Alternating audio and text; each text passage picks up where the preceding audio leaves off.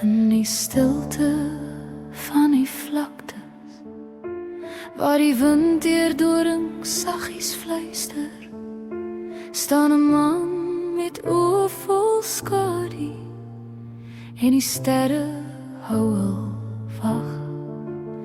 Hy sien spore oor die aarde, soos 'n pad wat deur die tyd verdwyn. En die nag bring stille drome, wat net 'n man van God kan sien. O veldwind dra die visioen,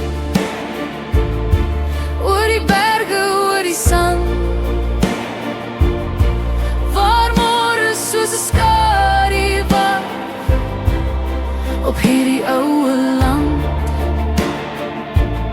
Die sterre skryf hul geheime op die hemel donkerblou, en die drome van die siene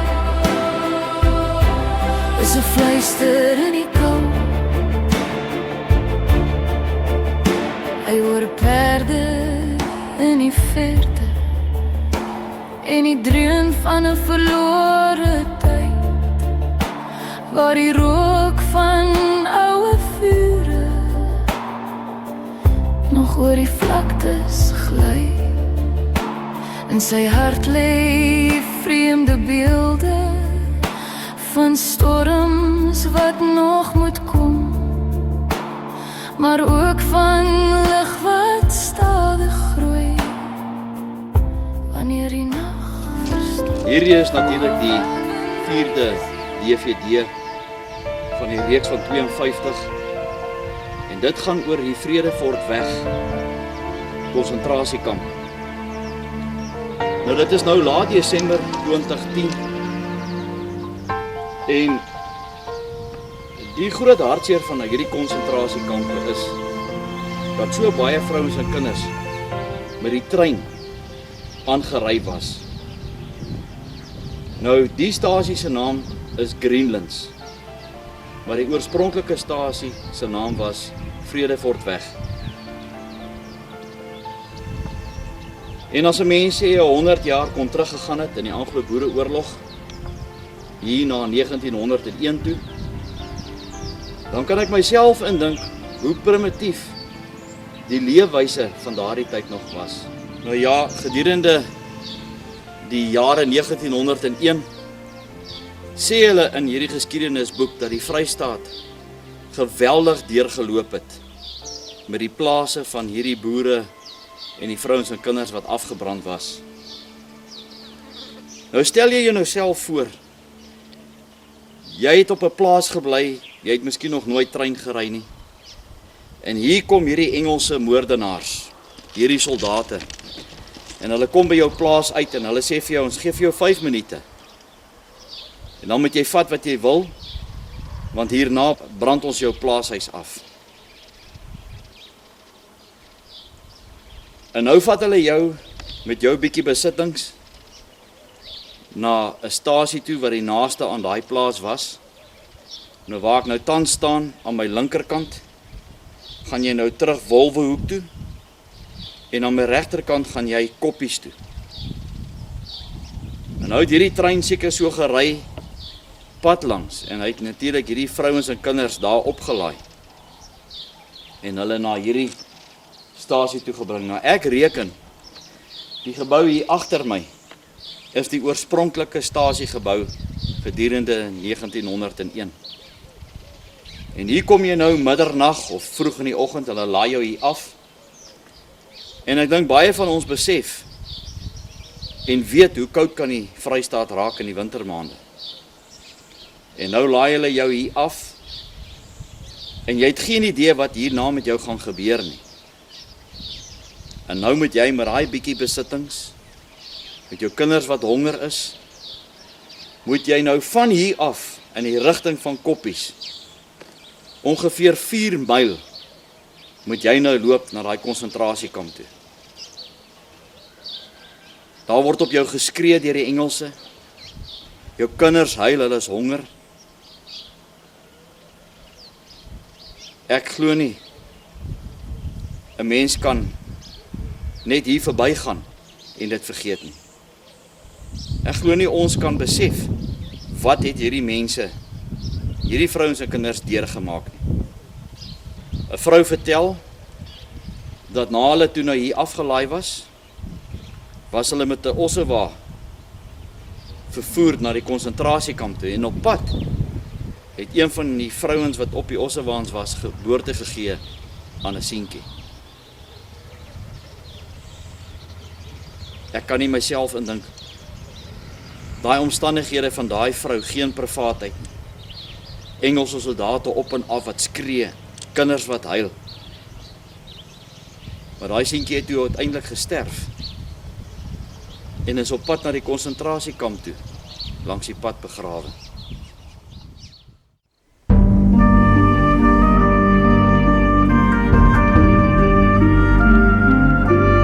Hoe oorleef 'n volk teen 'n oormag? Gee ons moed, gee ons hoop, gee ons wysheid, gee ons krag.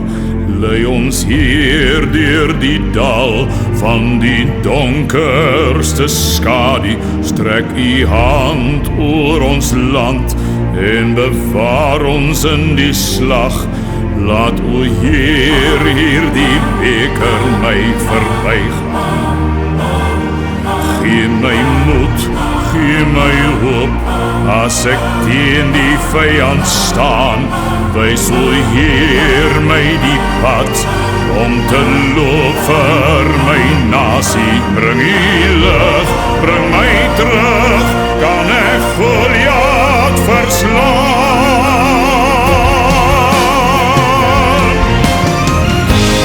Wys my die klip vir my slinger, hoor die reus roep my naam.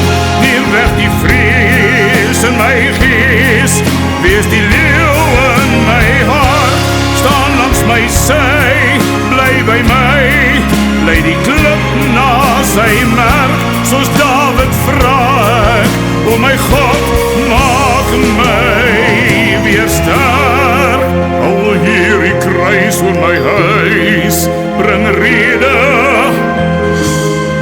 Oor my vrou, oor my seuns, al my kinders, se gebede dra ons neer. Elke man, elke vrou in genade, bring die raad, bring die swaard, in ons reg om te veg vir vrede. Wys my die klip vir my slinger, oor die reus roep my naam. Neem weg die vrees in my gees, wees die leeuw in my hart. Staan langs my sy, bly by my, lei die klip na sy merk. Soos Dawid vra ek, o my God, maak my weer sterk. O my God, maak my weer sterk.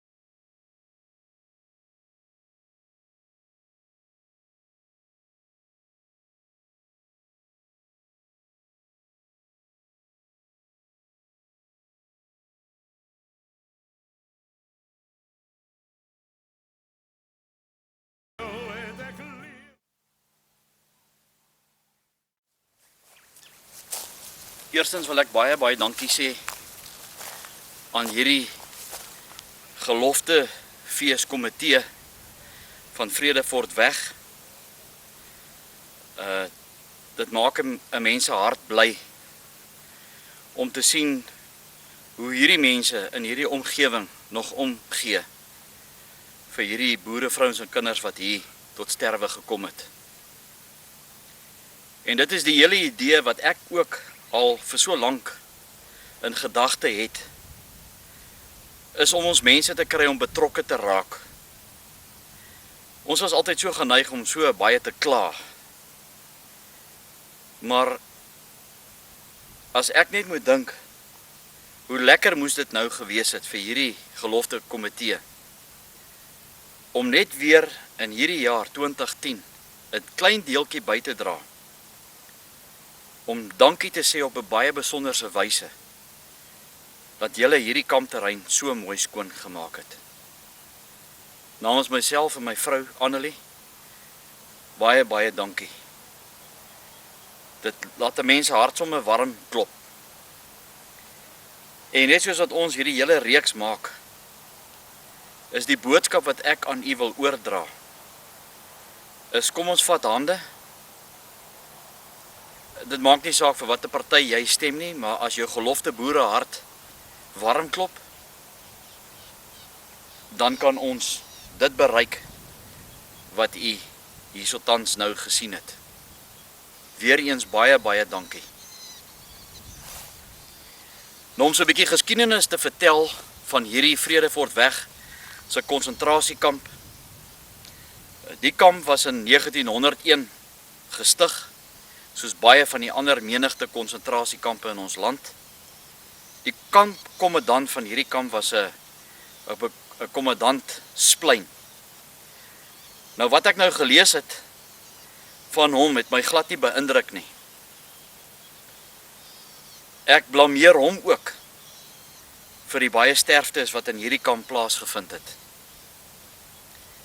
In hierdie boek wat ek gebruik, waar ek al my inligting kry rakende die konsentrasiekampe, net soos by baie van die ander kampe, het die joiners natuurlik weer voorkeur gekry.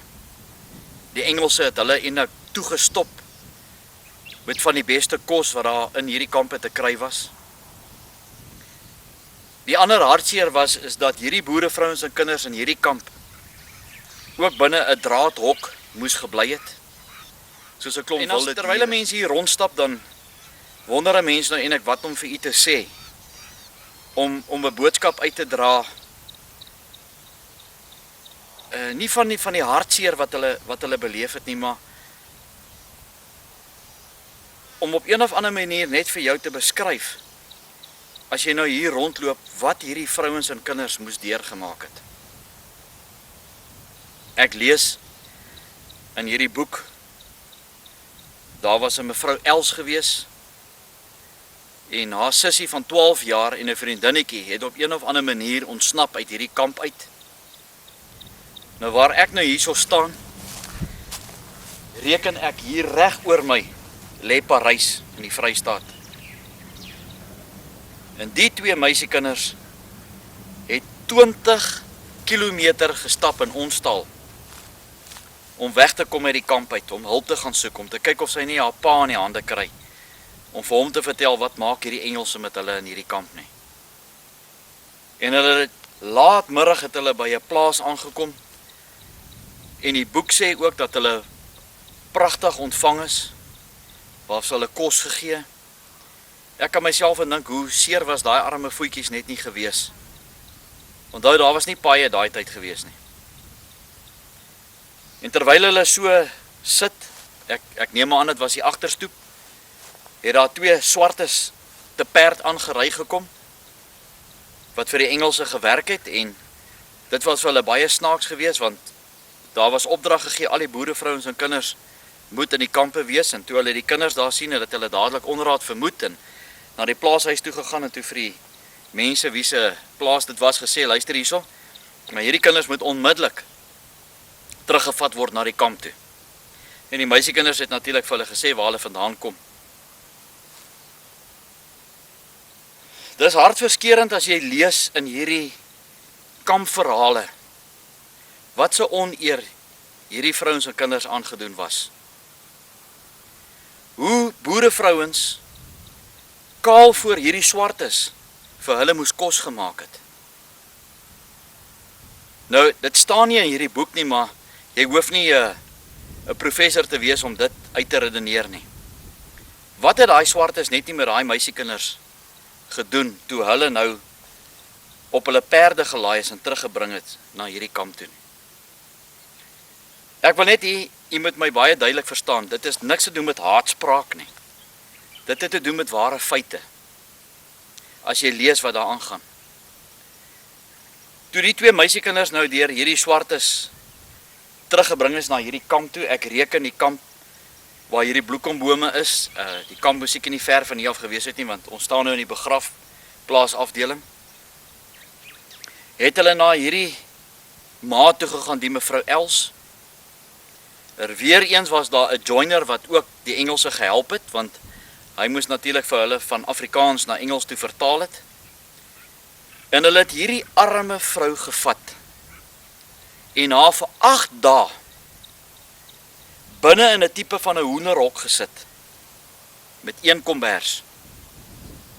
Sonder 'n dak moes sy vir 8 dae in hierdie bloedige son en in hierdie nagte se bitterlike koue moes sy daar gesit het as haar straf.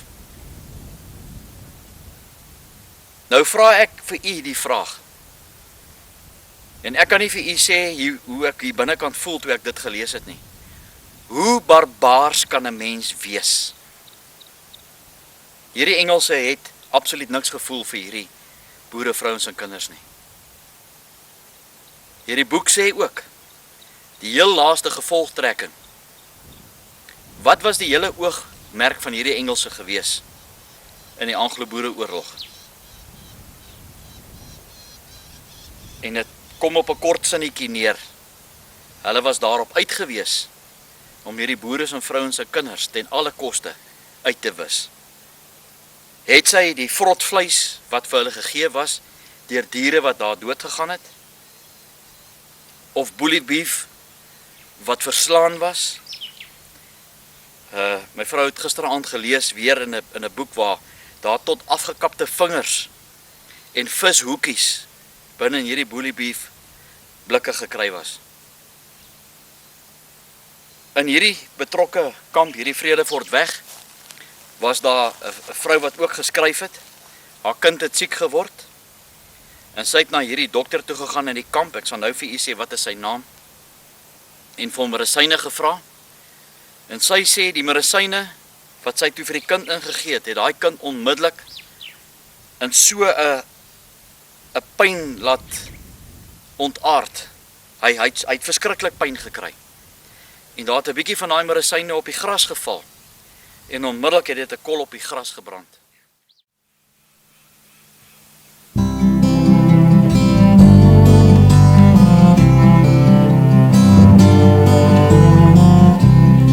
Laat my nooit die grond verlaat nie. Laat my in u skadu bly. Gee dat elke aardse vreugde en vrees eindelik nietig word vir my.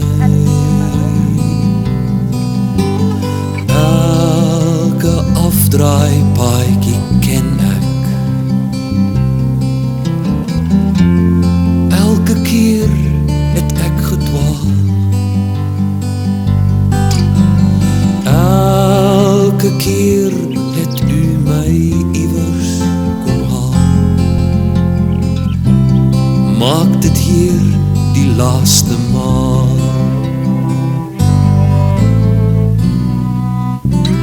Elke dag is 'n gedagte. Elke kamer net gehuur. Elke aardse droom van rykdom en roem. Net 'n skadu teen die muur. Wat ek is net genade. Wat ek het, is net geleen. Eindelijk smag ek na u waters van rus. Lei my hier vanaand daarheen. Wat ek is net genade. Wat ek het, is net geleen. Eindelijk smag ek na u waters van rus. Lei my hier vanaand daarheen. Lei my hier vanaand daarheen.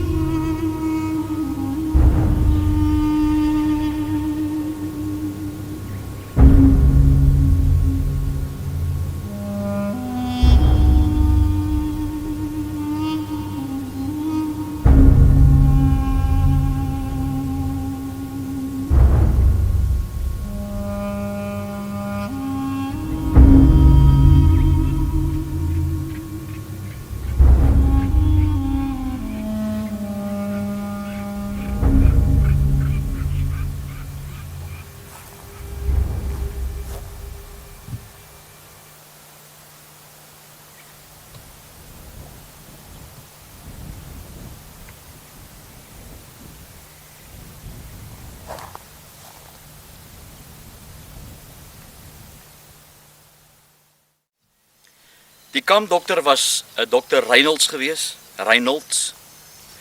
En in hierdie boek word daar ook geskryf dat die dokter baie vatterige hande gehad het. Onder andere was daar 'n kampsuster wat hy mee wou deurmekaar geraak het en die het hom 'n skouer gegee. En toe het hy ook seker wat hy of weet nie wat het hy gedink nie, maar hy het toe naderhand ook aan morfine verslaaf geraak. Seker maar om die hartseer en die lyding op een of ander manier te verwerk in hierdie kamp. In September in 1901 was daar in hierdie kamp 101 sterfgevalle per maand. Mense, het jy al ooit in jou lewe by 'n graf gestaan en gesien hoe ween 'n paar mense? Kan jy jouself indink hoe het hierdie vrouens en kinders net nie geween as hulle geliefdes gesterf het nie?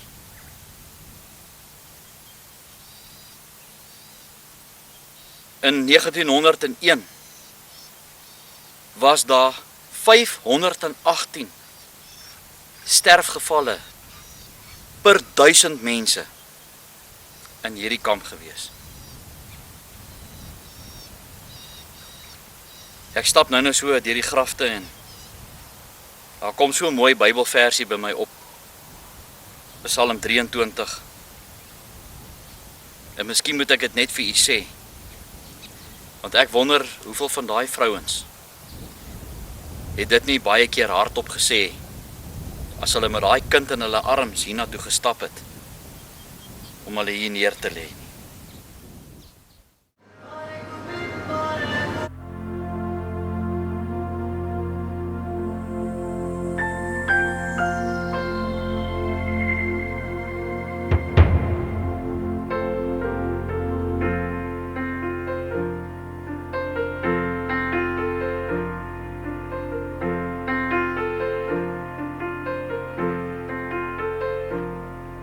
Soms is die wêreld se wiel net te glad. Soms stel ek ure op een enkel hand. En soms moet ek bid vir 'n hogere hand om my kop by mekaar, om my staande te hou. Soms is dit alles vir my maar net altyd. Soms lyk die kleure vir my maar gebleik, maar ver op my pad tussen klippe en bloed sien ek hierdie goeie stad en ek lig weer my goed. Daar's nog soveel te doen wat die mens kan onthou. Soveel te doen met die murg in my mou. Die oorlog hier binne wat my heel dag knou, om met drif en met daad die drif deur te gaan. Daar's nog soveel versperrings om saam te oorwin, en my lase loop om die eindpaal te vind. Die moed om te gee as die besem jou vee. Ek bly mos waaragtig ook hier.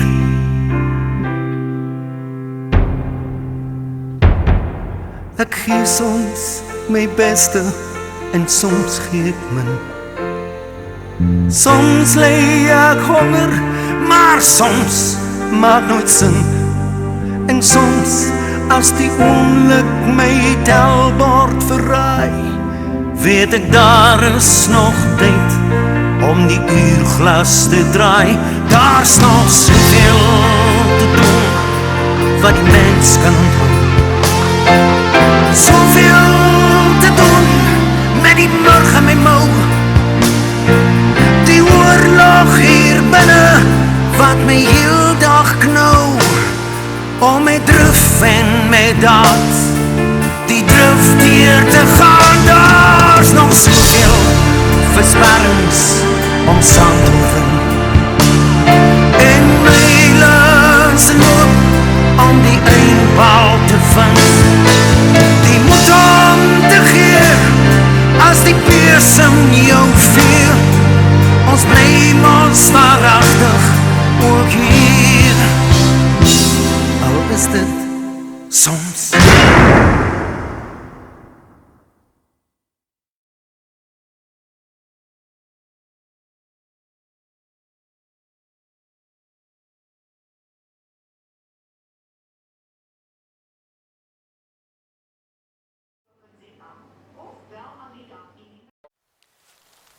In hierdie kampterrein was daar totaal van 507 sterfgevalle. In kinders onder 15 was daar 335. In my eie persoonlike opinie, en as jy vir my die teendeel kan bewys, sê ek weet dat hierdie Engelse niks minder as moordenaars was nie. Hulle kon nie hierdie kommando's gewen het. En daarom het hulle aangewend om weerlose vrouens en kinders op die wreedaardigste manier hierdie leed aan te doen. As u nog nooit in die winter in die Vrystaat was nie, dan dink ek nie u sal kan besef hoe bitterlik koud word dit op hierdie vlaktes nie. Daar word ook geskryf, die naaste water wat hulle in hierdie kamp gehad het, was 3 kilometer van hier af. Vir 3 kilometer moes hulle gaan water haal het in 'n waterkar vir 2000 mense. Die een vrou skryf ook daar in hierdie boek, dat sy een of ander maagvirus opgedoen het, en sy na die kamphospitaal toe gegaan het, en net gaan vra het, of sy net buite kan die kamp net kan gaan, natuurlik om toilet toe te gaan, en hulle haar botweg geweier het, en dat sy skryf dat sy geen ander keuse gehad het, om in dieselfde tent, waar daar 8 mense saam met haar gebly het, toilet te gebruik nie, en dit maar naderhand net met grond, het sy dit toegekrap. Ek vra vir u daar by die huis, gee u 'n bydrae ten opsigte van hierdie erfenis van ons? Het u al betrokke geraak by 'n organisasie? Stel u belang om betrokke te raak? My telefoonnommer is aan die einde van hierdie DVD. Ek het u ook nodig. En organisasies soos die Erfenis Stichting het u ook nodig om betrokke te raak. Kom stap net vir 'n slag saam met jou gesin of jou vrou of jou meisie deur so 'n kamp. Kom sê net vir hierdie mense wat so baie opgeoffer het, net dankie. As 'n ou hierso in hierdie omgewing kom en jy sien wat het ons voorvaders vir ons opgeoffer en hoe ver ons van die Here afgedwaal het, en wat het hulle als gedoen om vir hulle vryheid en vir ons om hier te wees, dan moet jy eintlik skaam, jou kop in skaamte laat sak en besef dat ons deesdae baie ver afgedwaal het. Het jy kinders, Willie? Ja, Hoe ja. oud is jou kinders as ek mag vra? Ek het 2 dogters, die een is nou 8 en die ander een is 5 jaar oud. Nou van 'n pa se perspektief af. As jy nou moet dink, sê nou maar net, jy was nou in hierdie boerevrouens en kinders se situasie gewees. Jy moes nou op kommando gaan veg het. En jou vrou was nou in hierdie Engelse strafkamp gewees. Jy ken jou vrou nou soos 'n boek. Wat dink jy? Wat gaan deur 'n vrou se gedagte as een van haar kinders tot sterwe moet kom? Onthou, hier lê families, net 3, 4 kinders bo op mekaar in hierdie grafte. Hoe dink jy sou jou vrou dit ervaar het? Nee, ek dink 'n ou moet krag van bo af hê om dit te kan verwerk. Om te aanvaar, glo ek nie kan 'n ou dit ooit doen nie, maar dis weer eens wat ek sê, daai mense het baie opgeoffer en vandag se mense gerieflikheidshalwe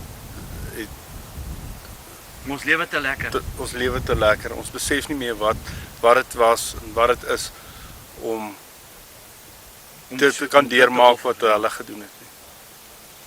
As jy nou vir mense wat nou na hierdie DVD kyk, 'n boodskap wil stuur, rakende hierdie kampe, wat sê jy graag vir hulle sê? Ek dink 'n ou moet teruggaan na jou wortels toe. Jy moet besef waarvan af kom jy en jy moet vir jou riglyne vorentoe stel waarheen is jy op pad.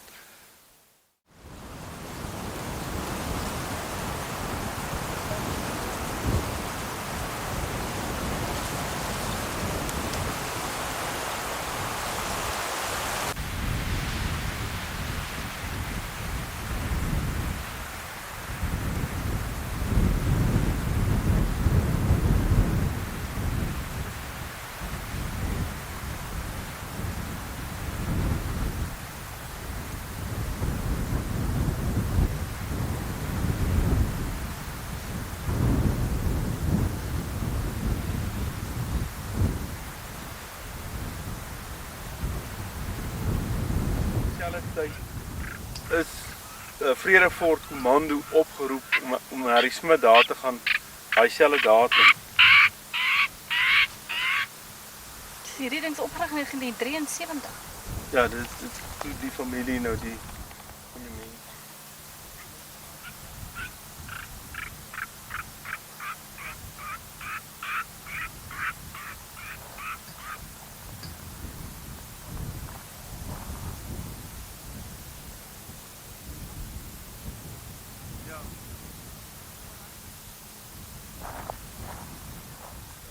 Nou presies waar ek nou staan, dit was die terrein gewees waar die vrouens en kinders gekamp het. Met ander woorde, dit was die konsentrasiekamp gedeelte. En dan van hier af moes hulle dan nou fisies met die lyke na die gedeelte loop wat ek nou vir u gewys het, waar die begrafplaas is. Nou dit is nou Desember maand 2010 en ek reken die hitte uitstraling op die oomblik is seker so 25, 26 grade. Nou soos julle gesien het, die hele terrein, daar's geen bome nie, daar's geen beskutting nie. Moes hierdie vrouens en kinders in hierdie oop veld, moes hulle fisies gesit het. Dag na dag, vir omtrent seker 'n jaar lank, voordat die oorlog opgehou het. En hulle moes hulle self hier besig gehou het. Nou, ek het nou met Willie vir my gesê, ek het hom gevra of hulle miskien enige blikke, lepels of iets hier opgetel het en hy sê, daar was niks. Hulle het regtig fisies niks hier opgetel nie. Want daai arme boere, vrouens en kinders het niks gehad nie. Onthou, wanneer die Engelse by hulle plase gearriveer het, meeste van die gevalle het hulle 'n tyd van 5 minute gegee om te vat wat hulle kon gevat het. En dan het hulle basies seker alles gegryp en op die ossewa gelaai en die Engelse het dit dan gedink, wel, hulle het nie al hierdie goed nodig nie en het hom maar afgegooi. So hierso het hulle fisies niks opgetel nie. Die monumentjie, een van die ooms wat nog in hierdie konsentrasiekamp oorleef het vir hulle kom wys presies waar hulle tent geleë was in die konsentrasiekamp. 'n Mens weet nie wat om te sê nie, dit is en 'n verskriklik hartseer as jy hier loop, om te dink die smarte wat hierdie boere, vrouens en kinders gehad het, deur hierdie Engelse, hierdie moordenaars van hierdie boere, vrouens en die kinders.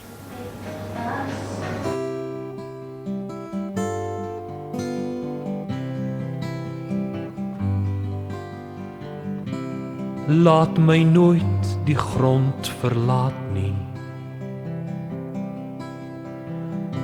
Laat my in u skadu bly. Gee dat elke aardse vreugde en vrees eindelik nietig word vir my. Elke afdraaipaadjie ken ek. Elke keer het ek gedwaal. Elke keer.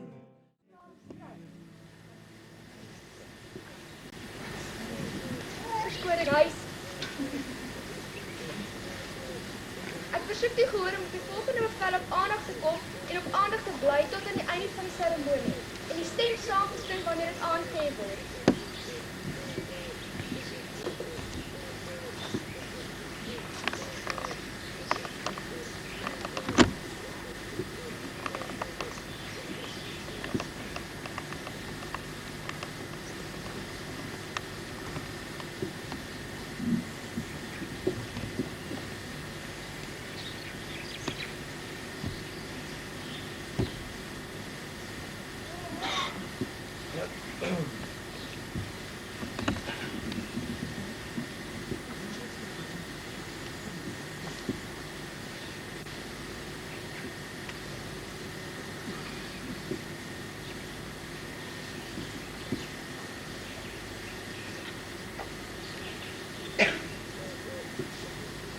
Huis die vlag.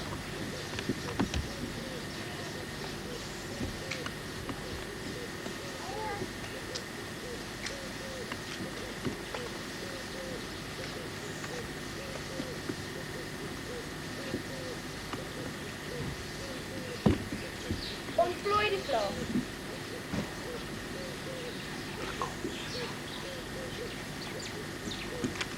Kraaie aandag.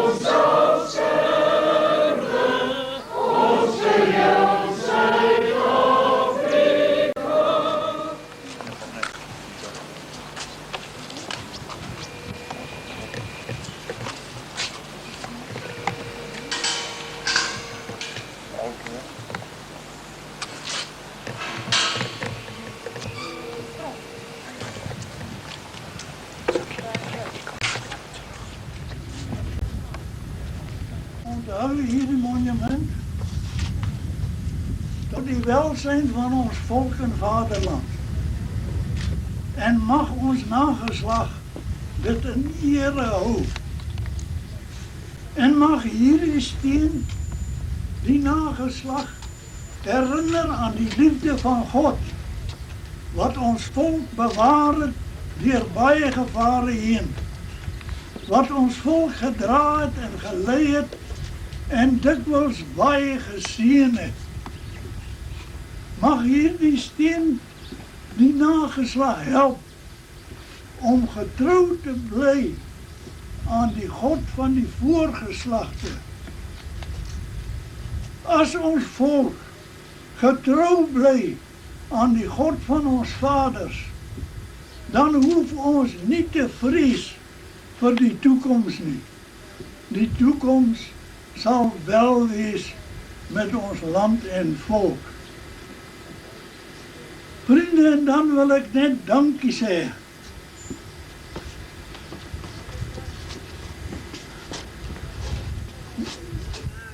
Dankie sê vir almal wat saamgewerk het om hierdie byeenkoms vandag te reël.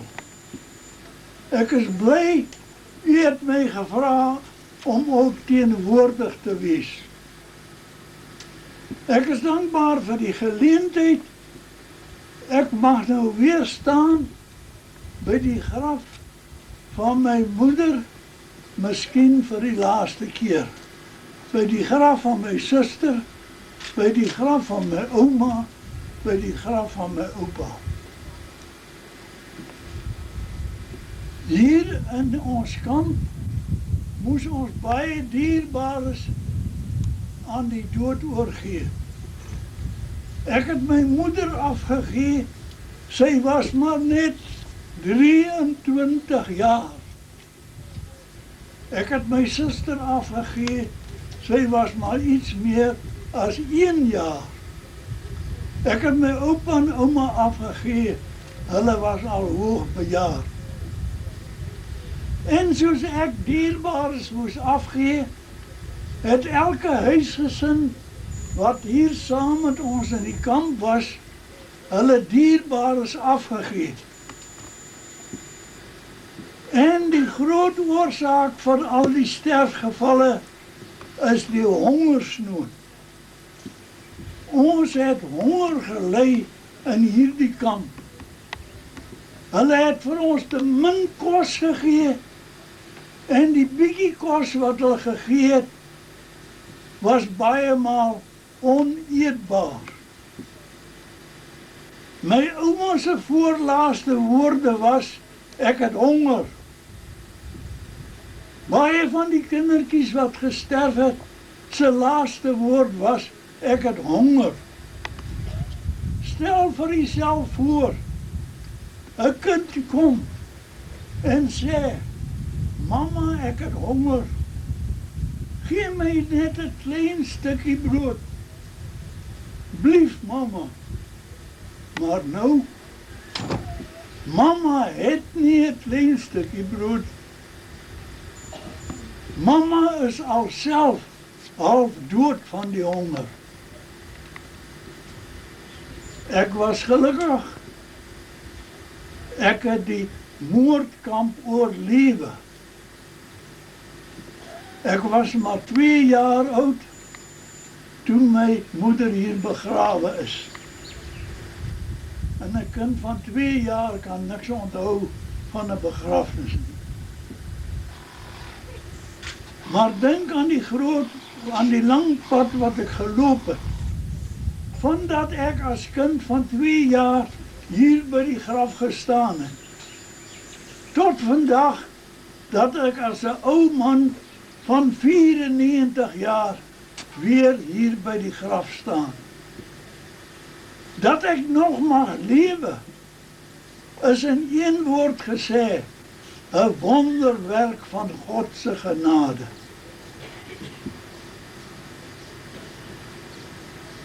Dit is vir my 'n eer, 'n groot eer, om 'n krans te lê by my moeder se graf. Ek weet, dit sal die allerlaaste krans wees wat ek lê, want my tydjie word nou ook maar min.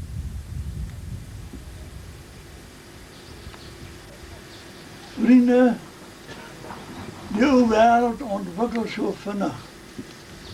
'n Mens kan nie bybly nie. Ons kan nie alles verstaan nie. Maar ek wil tog vir u 'n vraag stel. U het nie nodig om dit te antwoord nie. Die vraag is dit: waarom moet ek uit alle mense hierdie voorregte geniet? Net eenvoudig terwille van my ouderdom. U kan dink oor die vraag. Nog net dit. Kyk, wanneer die ouderdom kom, moet julle nie bang word.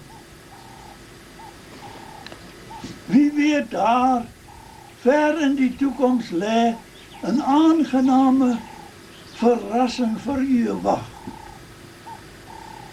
Die lang en eensame pad van die ouderdom is nie net stryd en moeilikhede en beproewings nie, maar daar kom ook aangename oomblikke van verrassingkies wat jou weer die moed gee om te lewe. En so aangename verrassingen het ek vandag gekry. 'n Aangename verrassing wat my weer laat glo, dit is toch heerlik om te lewe.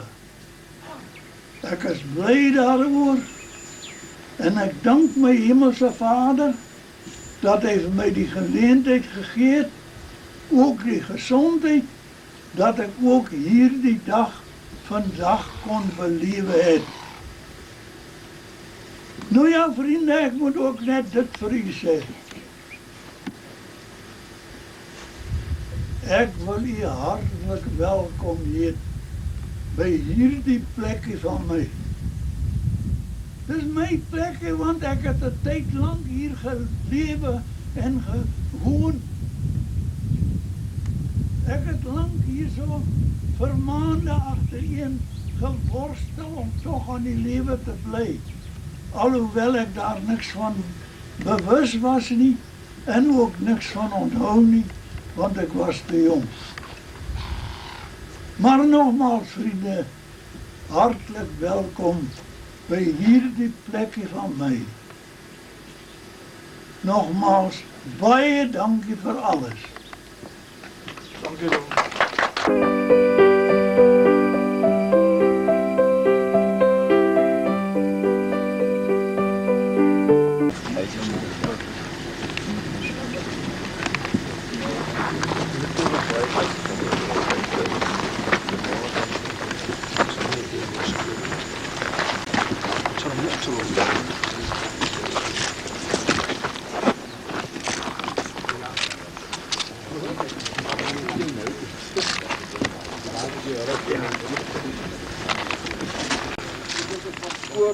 Om 'n kraans te lê namens die Raad van Nasionale Gedenkwaarde. Die verskroeide aardbeleid van die Britse militêre owerhede was direk daarvoor verantwoordelik dat generaal Elliot in die omgewing van Parys, Vredefort en Kroonstad sy vernielingskolonnes uitgestuur het om boere eiendomme te vernietig en die vrouens en kinders na die kampe weg te voer.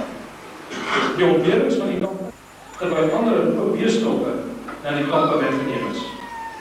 Laasgenoemd is gestop in die Vredefort stasie vervoer, waarna hulle te voet na die kamp moes stap. Die ontberings van die boere, vroue en kinders tydens die wegvoerders moes deurmaak, het hoë liggaamlike en geestelike eise aan hulle gestel. Mevrou de Villiers van Rodetoon vertel dat haar grootmoeder en moeder woonagtig was op die plaas Anna's Rust, toe hulle na die kamp weggeneem is. Hulle is op 'n oopmuilbaar weggeneem, sonder enige beskerming teen die warme son. Die voedsel wat hulle gekry het bestaan uit klinkers, 'n harde vierkantige beskuit en blikkies vleis in die vorm van boeliebief. Daar is dikwels weinig genade aan die boerevroue betoon. Selfs verwagtende moeders moes doodgedwongen op skommelende waans klim en die moordende son trotseer. Menige moeders het tydens die vervoer na die kamp al pasgebore kindertjies verloor.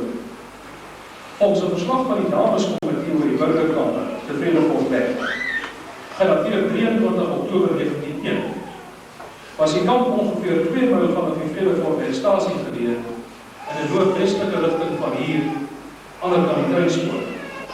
Die kamp is op sandige grond opgerig onder die superintendent Brink, 'n Hollandse magistraat. Hy was op bevel van die kamp vanaf die 23ste Mei 1901. Die kamp was omring met 2 doringdraadheininge met draadversperrings tussen die heininge en wagte by elke ingang om ontvlugting te verhoed. Op dieselfde datum die dameskomitee berig dat die bevolking uit 2000 mense bestaan het, naamlik 234 mans, 650 vroue en 1116 kinders. Daar was 413 tente beskikbaar vir die 403 families in die kamp. 'n Omskrywer van die superintendent het bepaal dat geen verdere tente voorsien sou word, maar dat pogings aangewend moes word om stene te maak vir die bou van huise. As gevolg van 'n gebrek aan aan water, kon daar egter nie aan hierdie opdrag uitvoering gegee word nie. Meer as 1/3 van die tente het meer as die voorgeskrewe getal van 5 persone per tent gehuisves. In sommige tente is soveel as 12 mense gehuisves. Soos u kan sien, was die Vredefortweg-kamp op 'n oppervlakte geleë en daar was geen berge in die omgewing wat enige wesentlike beskutting teen die koue winde in die winter, veral vanaf die suide, kon bied nie. Die nagte was bitterkoud. Daar was min warm klere en komberse beskikbaar. En in hierdie omstandighede het 1/3 van die kampinwoners tot so laat as September 1901 nog op die grond moes staan. Voeg daarby dat teen Mei 1901 'n deel van die huisvesting nog in sakhutte bestaan het. Dan kan 'n mens jou inbeeld watter ontbering die vroue en kinders in die kamp moes verduur. Die blootstelling aan die natuurelemente en die ontstaan van siektes in die hand gewerk. Die gruwele weer was veral vir die klein kinders besonder nadelig. Dit is opmerklik dat die kamp by verskillende geleenthede deur storms getref is. Op 14 November 1901 het Joris Moran, die enige leraar in die kamp, soos volg geskryf: Verlede keer het hier 'n geweldige haalstorm in die kamp gewoed en haalstene het 2,5 pond geweeg. Enkele tente is aan vlakte geslaan, terwyl ander tente deur 'n geweldige windvlaag weggevoer is. Dominee Moran skryf ook dat sy eie tent deur die storm verwoes is en dat hy skuilend by sy buurman, die superintendent, moes soek. In sy verslag oor die toestand in die kamp het magistraat A.S.H. Dabel gewys op die onvoldoende drinkwater, gebrek aan huisvesting, swak gesondheidstoestande, te min verpleegsters, gebrek aan kabels en onvoldoende brandstof. Die leraar in die kamp skryf dat die somer van 1901 buitengewoon en onuithoudbaar warm was en dat, na sy mening, die siektes in die kamp aan die bloedige hitte toe te skryf was. Hy meld ook dat die vervreesde koors sy verskyning op hierdie stadium gemaak het en baie slagoffers geëis het. Die sterftesyfer in die kamp vir die tydperk Oktober tot Desember 1901 was besonder hoog, naamlik in Oktober 1901 91 sterftes met 'n bevolking van 2018. In November 1901 62 sterftes uit 'n bevolking van 1983. In Desember 1901 was daar 60 sterftes uit 'n bevolking van 1967. Die totale getal sterftes was 335 kinders en 172 volwassenes. In Oktober 1901 was die toestand van die lijksteen uiters gehaal en is lijke in komberse toegedraai en opdraagbaar op die grond gelegd. Daar was geen omheining nie en die toestand van die lijksteen besonder waglik. Die sterftesyfer vir Oktober 1901 het 518 per 1000 per jaar beloop, welke syfer dramaties gedaal het na mate hervormings en verbeterings in die kampe geïmplementeer is. As gevolg van die werksaamhede van die dameskomitee en die rol van Emily Rotters, met haar warm en besielende pleidooie teen behoeve van die leidende boerevroue en kinders. Op 1 Oktober 1901 rig sy byvoorbeeld 'n skrywe aan Broderick, sekretaris van oorlog, waarin sy met verwysing na die toenemende sterftesyfer vurig by hom gepleit het vir onmiddellike ingrypende verbeterings in die kampe. Ek haal aan: In the name of the little children whom I have watched suffer and die. So het sy onder andere geskryf: I make bold to plead with you once more. In the name of our common humanity, I urge that immediate steps may be taken by those qualified and empowered to act, lest one day we are bowed down by the humiliating and grievous thought that we have sat still and watched calmly the extermination of a race, brave and strong enough to have kept the British Empire at bay for 2 long years. Selfs Lord Milner moes later implisiet erken dat Emily Rotters reg was, toe hy teen die einde van 1901 skryf: die swart vlek, die een baie swart vlek, Die pret is die verskriklike sterftes in die konsentrasiekampe. Die hele ding, en hiermee het hy bewys na die kampstelsel. Soos ek dit nou sien, sê hy, was 'n plan. Die dameskomitee oor die drinkwater in die kamp soos volg berig. Drinkwater was skaars en is verkry van 'n fontein, wat ongeveer 2,5 myl, dit wil sê ongeveer 4 kilometer, vanaf die kamp geleë was. Die water is vervoer deur 7 waterkarre, wat elk verskeie ritte heen en weer moes onderneem na die kamp, totdat ongeveer 2000 gallon water per dag na die kamp vervoer is. Die put by die fontein was oop, en onsuiverhede het maklik in die water beland. Water vir wasbeleides en kookbeleides was skaars, en moes oordeelkundig gebruik word. Klere is in plakkoele met vuilstaande reënwater, 'n half myl van die kamp afgewas. Die vroue het 'n groepe van 70 tot 100 onder geleide van Britse soldate die wasplek moes besoek. Die dameskomitee het ons soos volg oor die watertoestand in die kamp uitgelaat. This camp is very difficult to run, owing partly to the very unsatisfactory water supply, partly to the exigencies of the military situation, and partly to the scanty transport available. The lack of water makes cleanliness nearly impossible. Die komitee het ook tot die gevolgtrekking gekom dat indien die verskuiving van enige kamp in die Oranje rivierkolonie oorweeg sou word, die verskuiving van Vredefort kamp hoog op die prioriteitslys moes wees, as gevolg van onvoldoende watervoorsiening. Die voorsiening van voedsel aan die kamp het dieselfde patroon as die ander kampe gevolg. Die rantsoen was onvoldoende. Die inwoners het geen vroegte en melk ontvang nie. Klagtes oor swak en verrotte vleis was algemeen en aan die orde van die dag. Die vleis was maar en feitlik oneetbaar. Dikwels is daar as gevolg van vleiskaarste diere wat aan siektes gelei het vir die kampinwoners geslag. Die voorsiening van brandstof was 'n groot probleem in die kamp. By geleentheid was die voorsiening so swak dat die inwoners uitsluitlik afhanklik was van mis wat hulle in die omgewing moes optel om vuur te maak.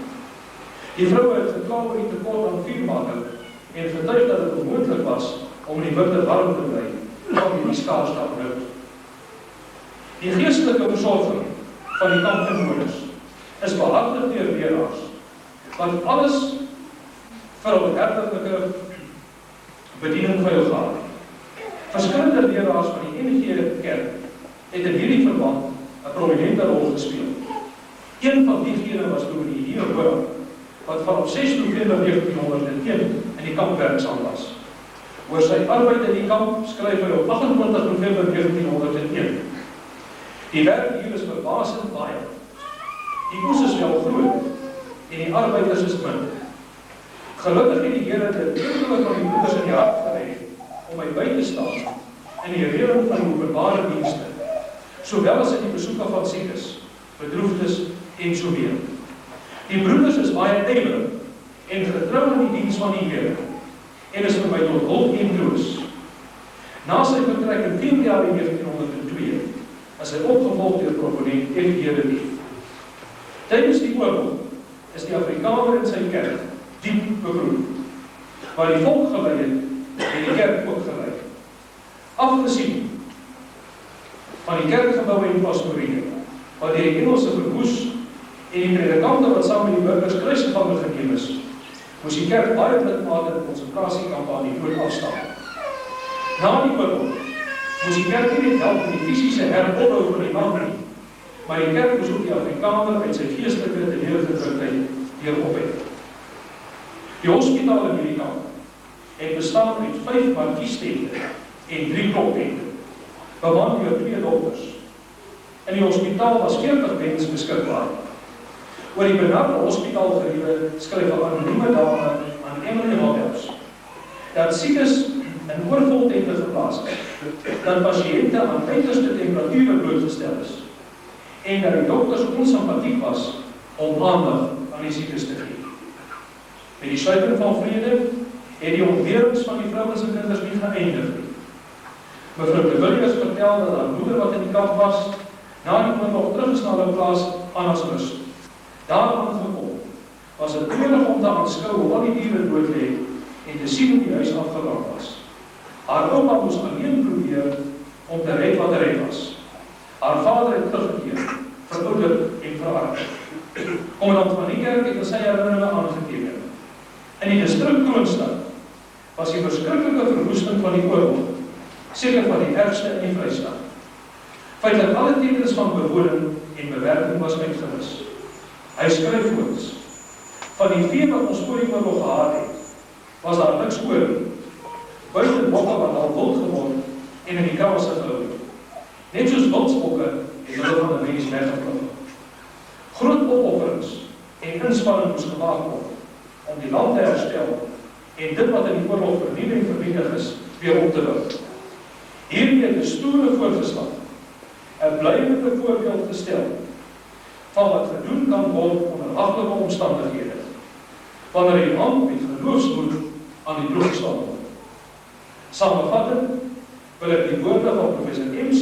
van Spoor aanhaal, as laaste indruk van die lewensomstandighede van die vrouens en kinders in die Vredefort wetkamp. Die woorde van Jesaja 1 vers 5 tot 6 kom by 'n mens op. Waar moet hulle nog gestaan word? Die hele profesie en die hele harteskrag. Van die voetsool af tot die hoof toe is daar geen heel plek aan nie, maar wonde en kwesplekke en vasthoue.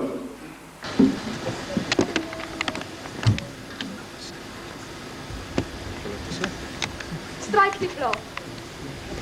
Nou van ons hemel, uit die diepte van ons ziel, oor ons ewige gebergtes, waar die kranse antwoord gee, deur ons ververlate vlaktes, met die kroon van ons wal, ruis die stem van ons geliefde, van ons land Suid-Afrika. Ons sal antwoord op jou roepstem, ons sal offer wat jy vra. Ons sal lewe, ons sal sterwe, ons vir jou Suid-Afrika. Het u my iewers kom haal, maak dit hier die laaste maal. Elke dag is 'n gedagte, elke kamer net vir u, elke aardse droom van rykdom en roem, net 'n skadu teen die muur. Wat ek is net genade. Wat ek het, is net geleen. Eindelijk smag ek na u waters van rus. Lei my hier vanaand daarheen. Wat ek is net genade. Wat ek het,